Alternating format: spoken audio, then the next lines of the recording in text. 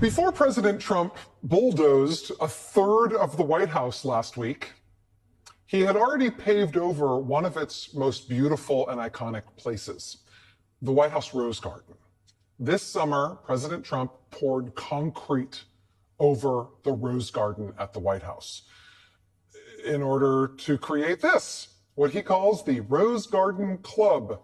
It's basically a fast food restaurant patio with garish yellow umbrellas he had shipped up from his house in Florida to make it look like the assistant manager hasn't arrived yet to really set the place up. Look at that. That used to be the Rose Garden. Destroying the White House Rose Garden, literally paving it, cost nearly $2 million. And then the excavator showed up. Last week, in tearing down the historic East Wing of the White House, Trump destroyed not just the East Wing, but also a second historic garden, the Jacqueline Kennedy Garden, which, despite the name, was not designed by Jackie Kennedy. The garden was named in Mrs. Kennedy's honor, but it was designed by her friend, the legendary gardener, Bunny Mellon. B-U-N-N-Y, Bunny is her first name, Bunny Mellon. You can actually just make her out, barely make her out in the background of this photo from the time, Mrs. Mellon.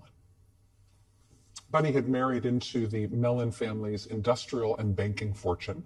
Through her friendship with the Kennedys, she ended up designing both the White House Rose Garden, which Trump paved, and the absolutely lovely Jackie Kennedy Garden with its magnolias and its slow-growing, painstakingly cultivated hollies.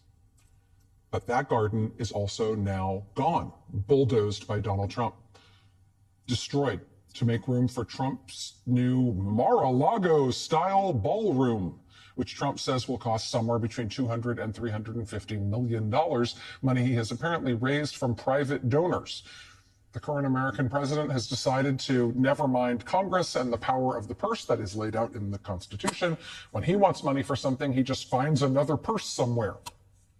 For example, last week, Trump announced that a mystery donor had decided to write a check for $130 million to help pay the troops during the government shutdown. Now, according to the New York Times, that mystery donor is named Timothy Mellon. Wait, Mellon? Wait, does the Mellon name sound familiar? Yes, same Mellon, same family. His stepmom, Bunny, designed the two gardens that Trump just bulldozed and paved. You may remember Timothy Mellon as the single largest individual donor of the 2024 election cycle. First was Elon Musk, second was Timothy Mellon. He poured millions of dollars, many millions of dollars, into helping candidate Trump. He spent another $25 million on trying to elect Robert F. Kennedy Jr., because why not? And now Timothy Mellon has written a check for $130 million to privately pay U.S. military members. And hey, the military doesn't work like that. And maybe that's illegal, but whether or not it's illegal, it's also definitely bizarre math. I mean, when you do the math, this $130 million purported donation would work out to just enough money to pay each member of the armed services $100 one time. It's nowhere near enough to keep military families paid or even out of food pantry lines during this shutdown. But sure, why not hand over $130 million to shove it down this hole? He's still giving it, maybe, I don't know. But meanwhile, Trump continues building his multi-$100 million ballroom while the government is shut down and Americans line up at food banks in droves.